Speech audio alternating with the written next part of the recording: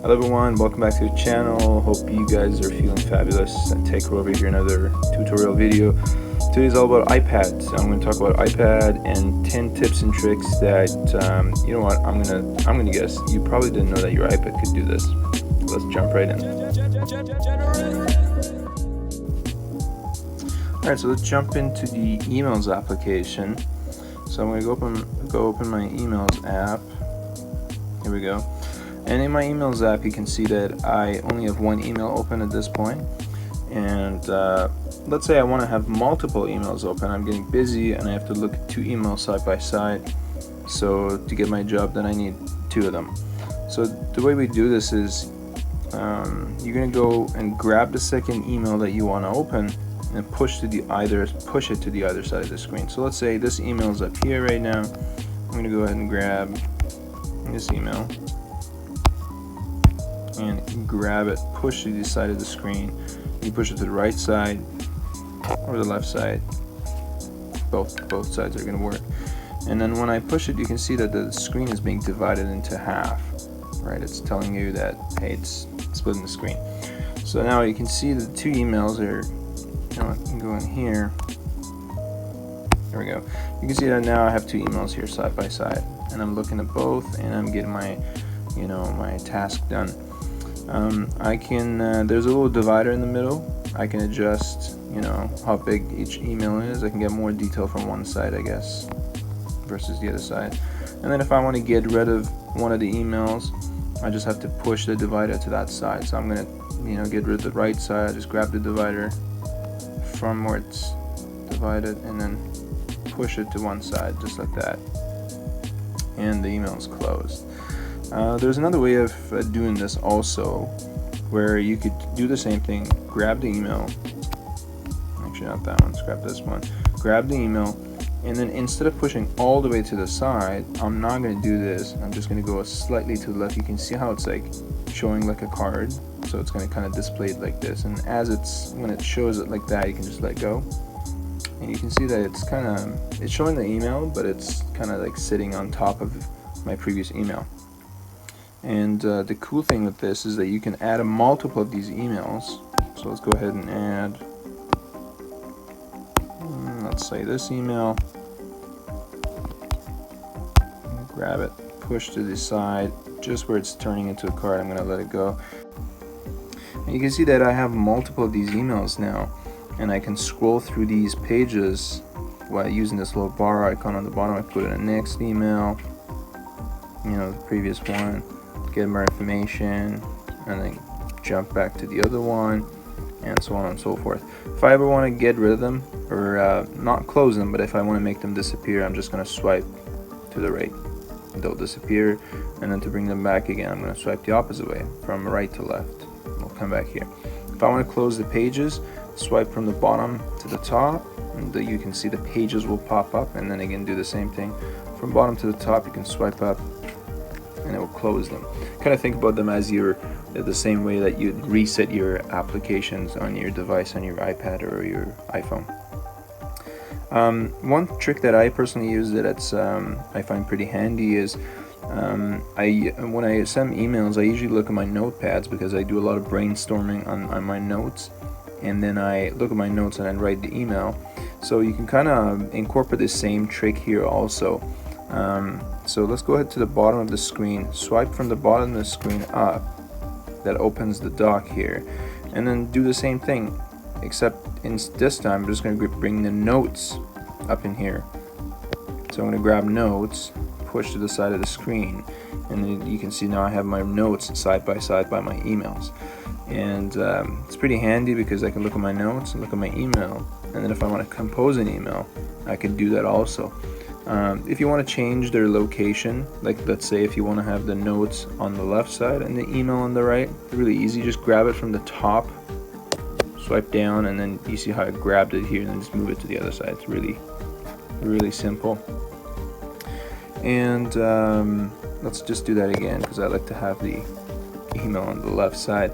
So let's say if I want to compose something, so all I got to do is press compose, and you can see that the keyboard is here, and I can just type in my email, look at my notes at the same time. One thing that could be a little bit of a headache here is the keyboard is a little too big, so it covers a bunch of your information. And you can make the keyboard smaller.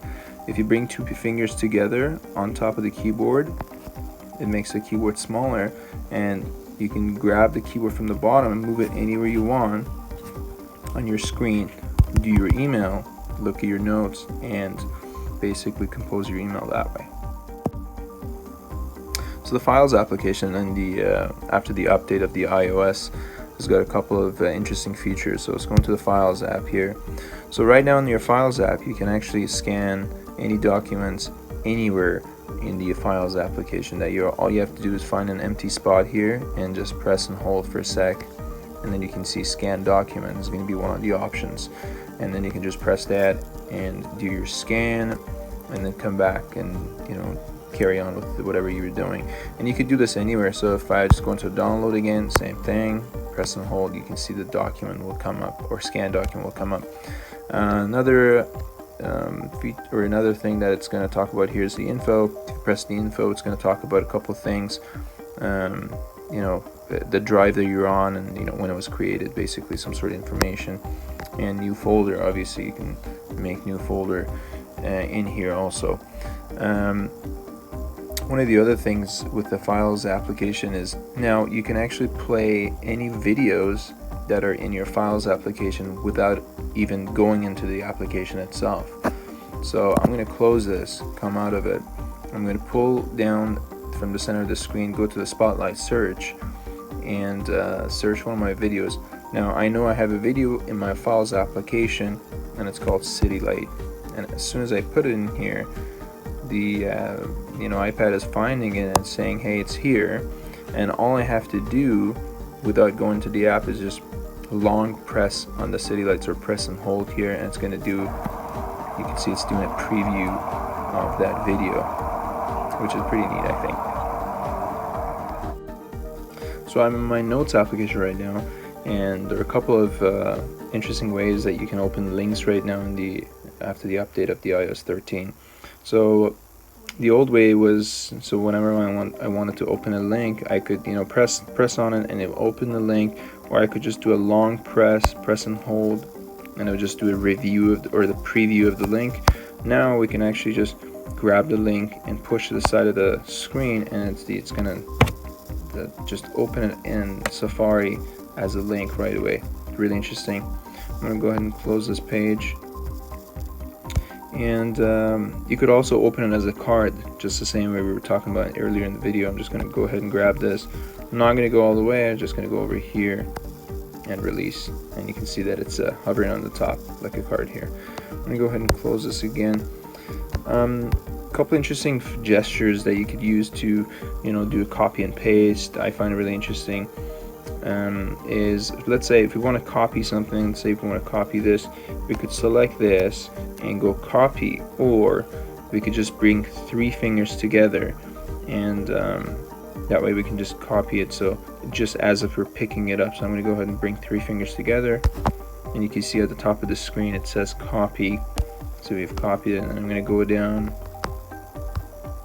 and to paste it, we're just going to do the opposite of it. So basically spread apart 3 fingers as if we're dropping it down. So we're going to go ahead and do that. Here we go, and paste here, and you can see it's pasted it down here. So interesting way of navigating through pages with Safari has been introduced with the iOS 13. So let's say I get a bunch of links here. Actually, I'm going to go into one of them and just add a bunch more of these tabs here, and I'm going to go here. So I have a bunch of tabs over here. Now if I wanted to organize them, if I wanted to close a bunch of them, obviously the old way of you just go over here and press on the X and it would close them. Now we can actually just swipe from right to left, just like that, and it's going to get rid of the links really quickly, so we can be more efficient that way. If you want to ever open one of the links, all you have to do, grab, push to the side, and you can see that it's opening that link while you're having the other links at the same time on the side, adjusting the divider, so on and so forth. You could also, again, close the divider. You could also open it as a card also again. So grab, push aside, just kind of over here, and now you have it as a card also. So let's go ahead into the settings right now. And in the settings, let's go scroll down to accessibility and scroll all the way down to accessibility shortcut. I'm gonna go ahead and turn on all these features here, and I'll just explain to you in just a sec what we're gonna do here. So I have all these on, and I'm gonna go back here to my control center. I'm gonna go look here, control center. Just search that. You can see the third one is control center. I'm going to go to customize control, lower the keyboard, and you can see that I've already added accessibility shortcut here. But if it wasn't added, I'm just going to remove it for the sake of the demonstration. You could just add or press the plus sign, and it's going to add it over here. So now if we scroll down from top to the bottom, you can see the accessibility shortcuts, this little guy that has been added there to the menu. So now I'm going to go back here to the search box again. I'm still in the settings. I'm going to go look for assistive touch. So here's assistive touch, and you can see that it's turned off right now. I'm going to go ahead and turn it on, and you can see it pops here. I'm going to push it down. And under the custom actions, you can see that you could basically assign different keys to every action. So now I've already assigned screenshot to single tap. So if I go in here, these are all the options that you can assign to it. So I've assigned it so that whenever I press it just a single time, it's going to take a screenshot of the of my screen here. So that is all done. Now I'm going to go back here, close everything. I'm on the screen right now.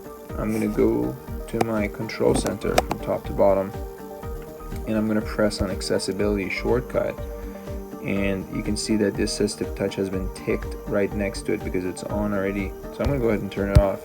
You can see that it has disappeared. Now I'm going to go ahead and turn it back on and play with it a little bit. So control center, accessibility shortcut, assistive touch. Now it's been turned on, and then we've assigned so that whenever we press on it once, it's going to take a screenshot of the page. So there we go. We press that. Really neat option. I'm going to press on that, and you can see that the toolbar is on the bottom here. A couple of cool things you could do with the toolbar. Obviously, you could just move it around. You just grab it, push it to this side, push it to the other side. You can even push to the corners, and it'll turn into a little circle here. And I'm going to push it back to this side again. And on the where you see 3 dots here, you can actually auto minimize it. So if you press that, it's going to automatically minimize whenever you're not using it. Let's go ahead and press on the plus icon here. You can see that there's text, signature, and magnifier. Magnifier is a really cool tool that I came across when I was playing with the iPad. So if we press on the magnifier, you can see that now we have a magnifier that we can look around with, and we can make the size of the magnifier bigger by pulling it down from the blue, where there's a blue dot there. We can make it bigger or smaller, and we can control the magnification by the green by that green arrow, or the green dot over there in the corner. So we can really actually zoom into some of these details here. I'm gonna make that a little bit smaller. Push it to the side, and if you press on the magnifier itself, you can see that there are a bunch of other options. You can actually duplicate it, have 2 magnifier, kind of like one smaller one and one bigger, and gonna do all sorts of stuff like that and discover around. So in the Photos application, I'm in my Photos app right now, there are a couple of interesting ways that has been introduced that you can manage your photos, put them together, move them to another album in the new iOS 13. So the old way of, if you wanted to bundle a bunch of pictures together and put them in an album, the old way was we would go to select in the corner here, and then select the pictures that we wanted to move, and then go to the arrow in the corner here, and then add to share album, or add to an album there. But I'm just going to go ahead and cancel this. The new way of doing this is basically what you're going to do is grab one picture, push it down, and then using your other hand you're just going to add as many of the other pictures. All you have to do is just press on those pictures, literally just tap on them, and as you can see that I have a bundle of 11 pictures together here, and as I'm holding this I'm going to go back here and put it in another album, and it's going to add it there. You can see they've been added here in the other album.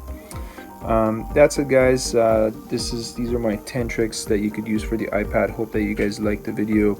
If you did like it, please give it a thumbs up and subscribe to the channel. I'm trying to make more videos with the iPad and iPhone, so stay tuned for all that. Other than that, I hope everybody's having a great day, and I'll see you in the next video.